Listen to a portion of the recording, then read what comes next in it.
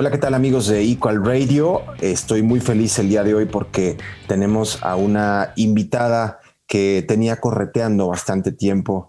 Es Itzel González, promotora de El Vive Latino y además una gran conocedora de todos los espectáculos en vivo. Y bueno, Itzel, primero que nada, bienvenida y muchas gracias por atendernos ahí en las profundidades de tu casa.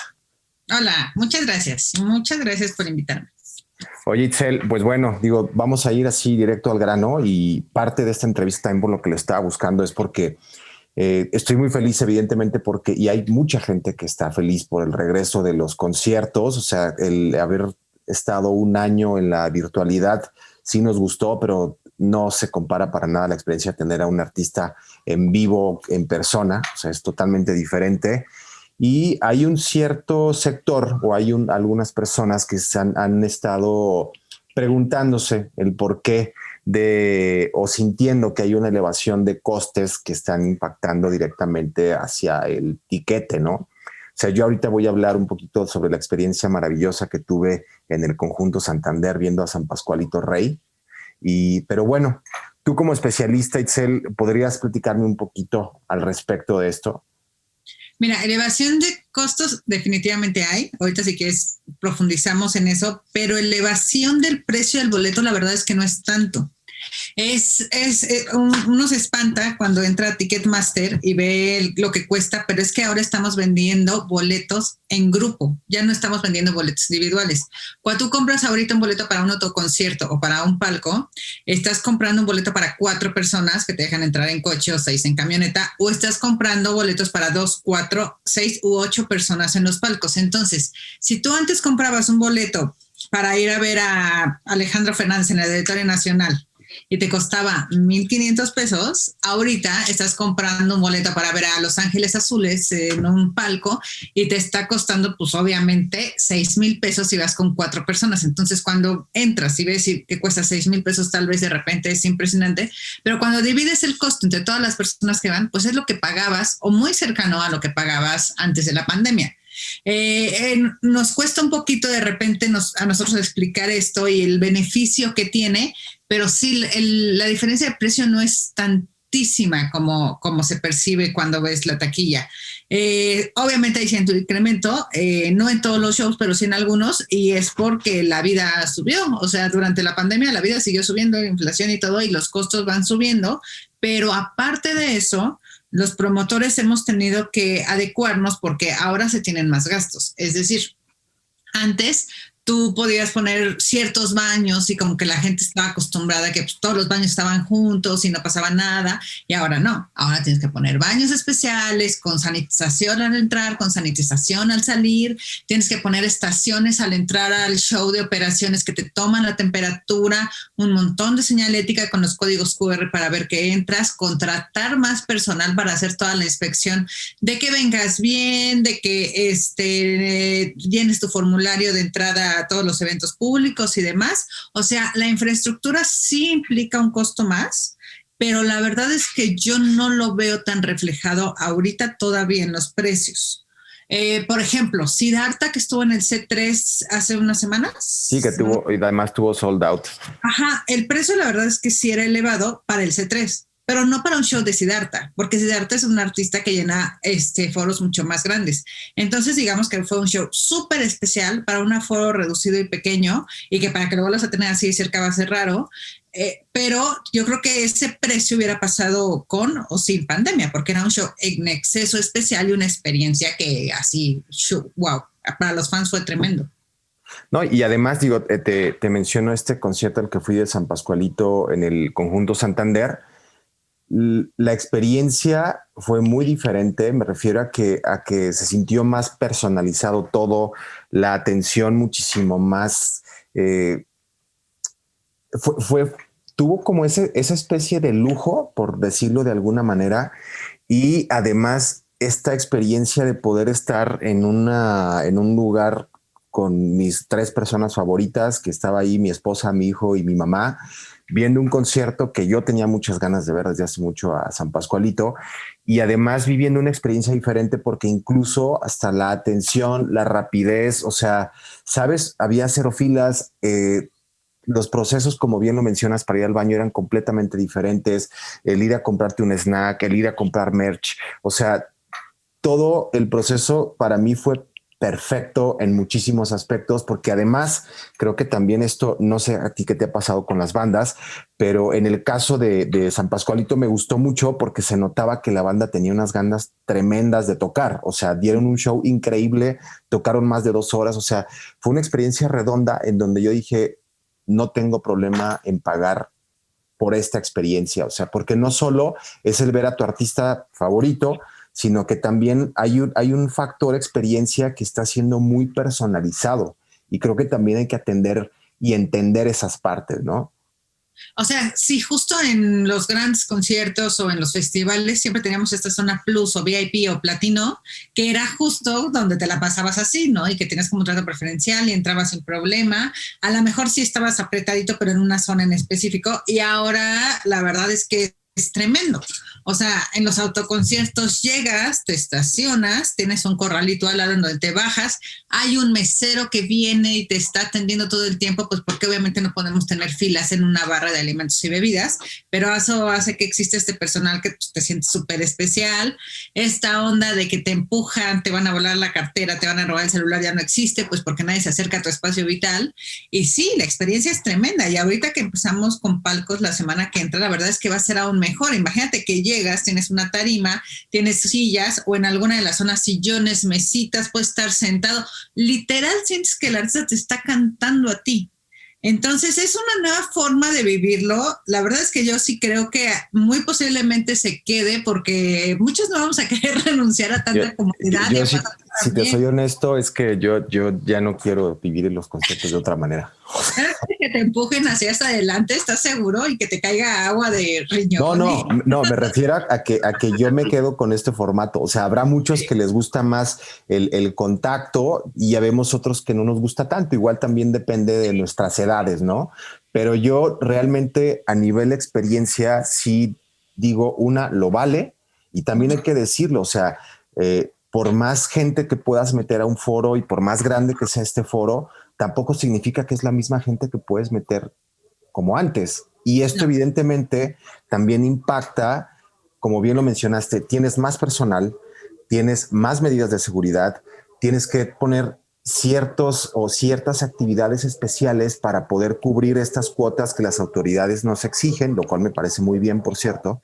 Y por otro lado, además tampoco es que tú pongas el 30% de un gran support o también le digas al artista, oye, ven con el 30% de tu banda, ¿no?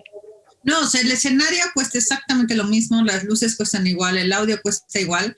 Al personal que está trabajando le tienes que pagar igual, definitivamente. Más por cuestión de inflación, como lo dijiste.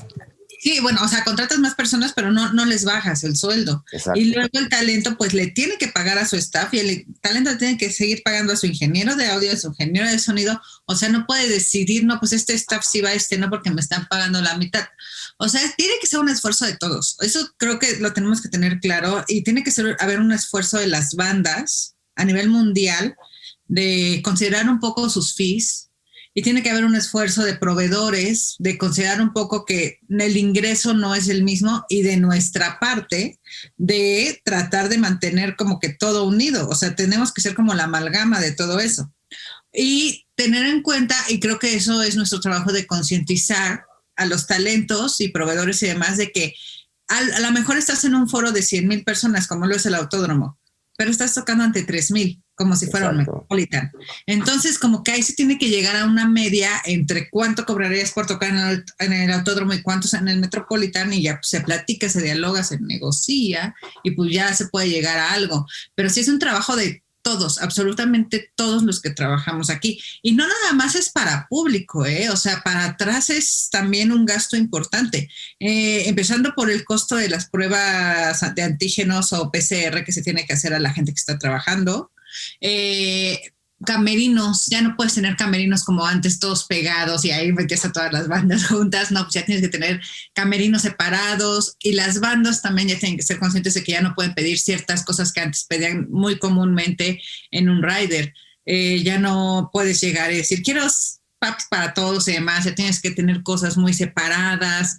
Mantener la higiene atrás también es algo muy importante y que también implica un costo.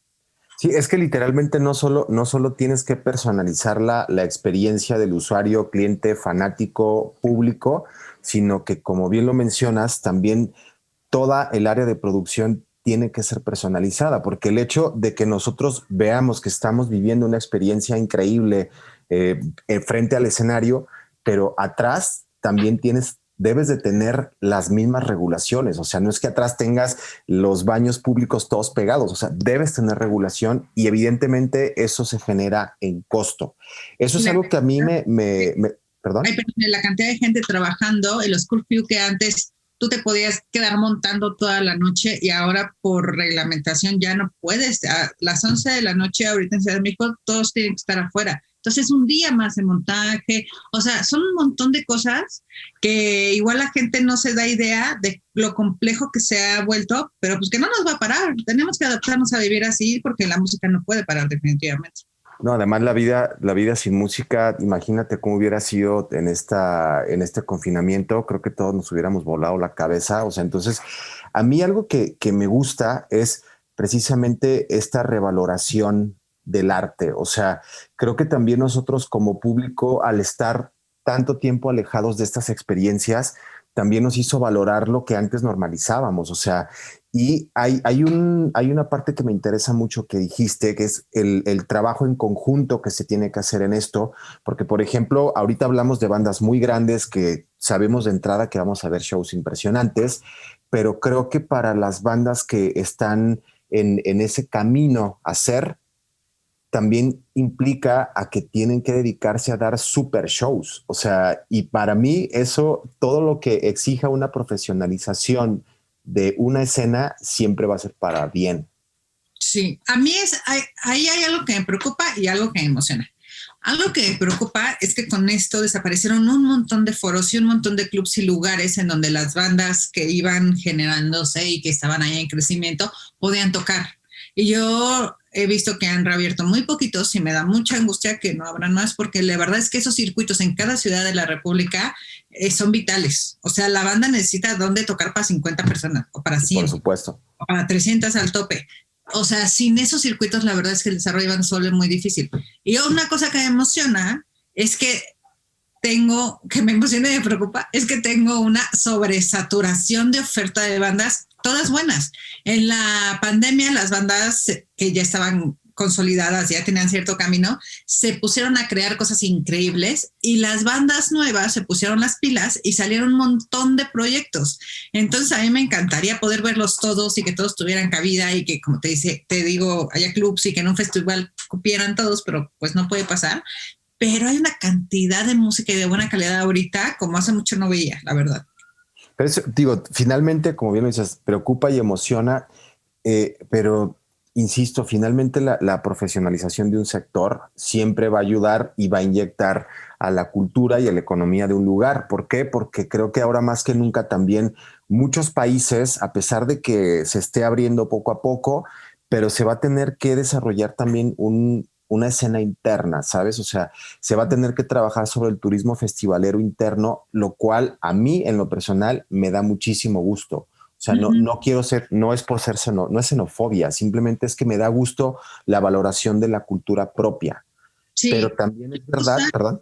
No, y otra cosa súper padre que pasó durante la pandemia de la profesionalización es que de repente había un montón de cursos o masterclasses o webinars de producción, del ingeniero de audio, de canto, de marketing digital de bandas y ya sea, me acuerdo que me decían, ay, si ahora cualquiera da su curso. Pues sí, cualquiera que sabe y ha trabajado en esto tiene derecho a dar un curso. Exacto. Y aparte está padrísimo porque las nuevas generaciones ya van a venir con un conocimiento que por lo menos a la gente que trabaja en mi generación nunca nos tocó.